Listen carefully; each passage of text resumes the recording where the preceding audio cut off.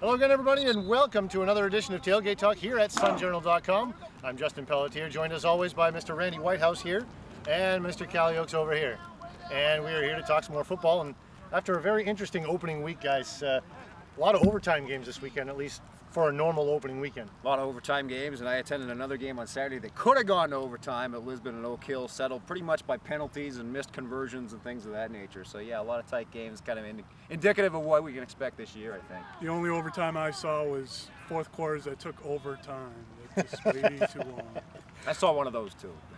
In the game that I saw in particular was Levitt and Hampton, always two teams that have a rough go of it no matter where they are in the standings. And Levitt comes out on top after a massive comeback late, 22-9. They were down in the fourth quarter and they came back and won in overtime. Big question for them is Eric Thies and his health. Yeah, and that's obviously a big part of their offense, and without him, it really leans heavily on Josh Strickland. But I think from what it sounds like, he'll be fine. And that league's just going to be topsy-turvy this year. I mean, the Waterville-Morse game going overtime also, too. yep. So Eastern B, I don't think we know what to expect yet. And if there's any week that you can afford to work a backup quarterback in, this is it, because they're playing Camden Hills this week. So.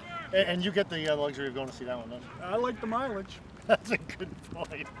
Well, we're here today on location at Oxford Hills Comprehensive High School out in Paris or South Paris or Norway or whichever town decides to claim this property. I say South Paris, you say Paris. Let's call the whole thing off. And we're going to be sitting here, and then we're going to talk to a couple of guys. Let's go over and see what we got out of Nate Danforth today, the head coach here at Oxford Hills. Coach, tell me about this week's game with Mount Blue. It's obviously a big one. They're all big ones, but a big one as far as in your division and in your conference and getting where you want to go. Yeah, well, we're just trying to take steps forward. You know, we had a real good defensive show. Well, for us, last week against Lewiston, you know, we allowed 14 points to those guys, and we kind of shut them down in the second half. We gave up the offensive touchdown, and JVs gave up one. So for us, it was a big step, and we're trying to keep the momentum going for the Mount Blue game. Mount Blue's a good football team, real good football team. They played a tough Messalonski team, so we're trying to keep the kids hungry and wanting to keep taking steps forward and play, Oxford Hills football again. My defensive coordinator cringes when I bring up last year because obviously the defense struggled. Right. But I think it needs to be brought up, the feeling those guys had last year after a game, something like that. I think they just can't forget that because that is what's driving them to not lose now and to play as hard as they can. So once in a while I'll bring it up, but we're trying to take steps forward and leave that behind, and there will be a day hopefully that I'll never have to bring it back, the winning season. Nate Danforth, of course, the head coach here at Oxford Hills High School with the Vikings, coming off of a disappointing season in which they weren't able to win a game. They're 0-1 this year to start, but things are looking a lot better, and the players know it too. And here's what a couple of the players here at Oxford Hills had to say going into week number 2. Tell me about this season and the start you're off to. You guys had played one of the tougher teams last week and played them pretty tough, I guess. Yeah. What was the key to that game, and what were you looking at going in, and how do you feel the team performed? I think we played really well. I mean, last year we weren't very good, but we're focusing on defense, and I think we're going to be a real good team this year.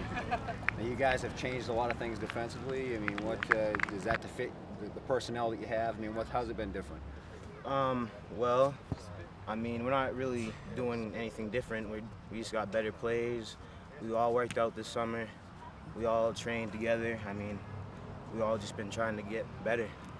Yeah. So how were things different this off season, and how was the commitment different? I mean, there was more people in the weight room every day. Like, everybody was talking about football, getting ready. Everyone wanted to change the 0-8 and turned around. The offensive line more experience this year. How's it different?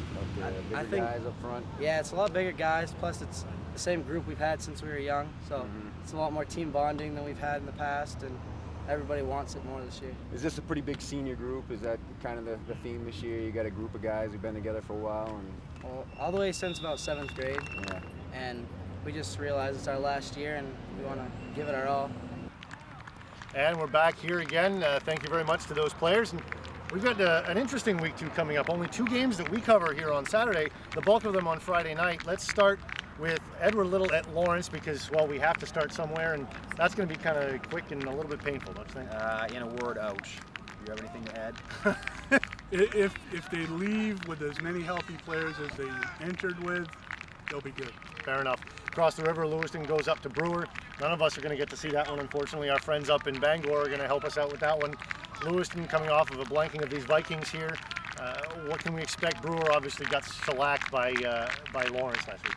In a word, ouch. Oh, that's two. If they leave with as many healthy players as they can. All right. A little bit better maybe Mount Blue, Oxford Hills, no? Yes, I think so. I mean, Oxford Hills, you talked about the winless season last year, but they played hard the other night. They really did. I mean, the score, 26-0, they kind of Lewiston tacked on a touchdown at the end. Especially defensively, Oxford Hills is a lot better than last year. And obviously Mount Blue provides a challenge with what they do offensively. An interesting game and a game that both teams need to win to stay in that playoff race. Two programs that have had a great infusion of young talent this year, a bunch of freshmen and sophomores that are hopefully going to help the program long term, but I think in this case it's going to come down to seniors such as Ryan Backus from Mount Blue, Jake Call from Oxford Hills, and Nate Dubois, who had a terrific game last week against Lewiston. Another ouch game, Great New Gloucester up at Mountain Valley. Well, you know, it's an ouch game, but you got to give Great New Gloucester credit. They got to win at Freiburg on Saturday. They're a much better team this year. Mountain Valley's just obviously Mountain Valley, and it's Mountain Valley, Cape, and York in that conference until further notice. Yeah, and I wonder if anybody at Great New Gloucester has seen the rivals yet, because that's early on in the movie. They showed the season opener against Mountain Valley a few years ago, and basically the scoreboard was a rolling scoreboard. And Great New Gloucester probably, it's not gonna make any difference, but Great New Gloucester probably wouldn't like to see that. They may be a little bit angry. Taylor Valente had a big game at Freiburg Saturday, 4 touchdowns. Yeah, he's an underrated player to watch. Yeah, definitely. One team that drops down to Class C this year in Maranacook, they get Jay. Jay, of course, Austin Clark is where you start with that team. Anything else we need to watch out for in that game? The running game, the two Jordans, Couture and DeMillo, had big games against Shakopee Valley last week. Maranacook should provide more of a test, and perhaps they'll have the ball in the hands of Austin Clark a little bit more than they had to against Shakopee Valley in their first varsity game ever.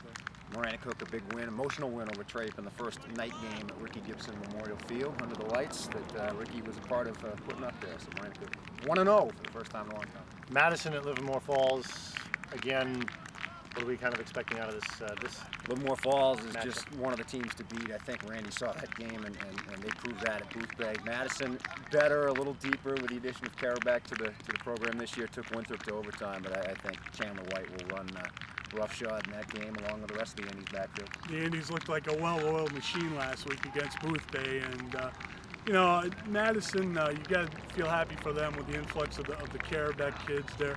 They got a new life out there, and hey, they pushed Winthrop right to the brink last week, so they're going to be riding with some confidence this week, but they're going up against a pretty tough and a pretty good Andy squad. Speaking of Winthrop, game of the week maybe? Winthrop hosting Dirigo, is that, are we going to see what Dirigo's got on, or is Dirigo still that much better? A lot of people still picking Winthrop to come out of there. A lot of people didn't watch the games last week. Dirigo's the favorite. Dirigo, Jay, and Livermore are the top three in the North Division. No offense to Winthrop, but they're completely, we're talking 22 new starters. It's just a different deal this year. I think Dirigo will come out on top. Well, Winthrop still prides themselves on defense, and Dirigo didn't see a defense last week. So. That's true. So, it'll be interesting to see just how Dirigo reacts to being in that situation where, they're kind of the top dog in that situation. I know this is jumping to Saturday before we get the other two Friday games out of the way, but the other big one this weekend is Old Orchard Beach visiting Lisbon. Lisbon, a little bit undersized maybe this year, but aren't they always? And Old Orchard Beach, that could mean a whole lot come November. That is the game of the week as far as I'm concerned, at least in the Southern Division of the Campbell Conference. Lisbon, obviously, Dick Moynihan has put OOB at the top of his list as far as the teams to watch in that division, and he's put these first two games, Oak Hill and OOB, at the top of the list as far as importance of getting those wins, and they've already got one, and if they get two, they could be rolling right into the postseason. Lisbon needs to be a little bit sharper than they were last week against Oak Hill, no doubt.